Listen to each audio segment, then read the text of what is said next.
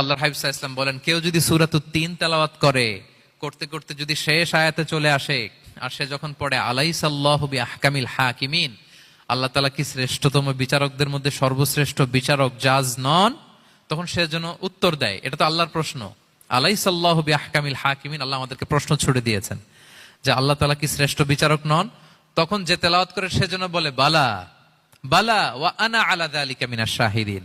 বালা মানে অবশ্যই, হ্যাঁ আল্লাহ অবশ্যই আপনি শ্রেষ্ঠ বিচারক, আর আপনি যে শ্রেষ্ঠতম বিচারক এই সাক্ষী আমি দিচ্ছি, এই ঘোষণা আমি দিচ্ছি। পড়েন সুবহানাল্লাহ। আপনি দেখবেন মসজিদুল হারামে, হারামাল মাক্কিতে যখন তেলাওয়াত করে ইমাম সাহেবরা, এই আয়াতের পরেই যদি রুকুতে যায় দেখবেন ফিস ফিস করে বলে যে বালা বালা ওয়া আনা আলা যালিকা মিনাশ শাহিদিন। আমি নিজে শুনেছি, দেখবেন ওনার এটা পরে, কারণ আল্লাহ এখানে প্রশ্ন ছুড়ে দিয়েছেন।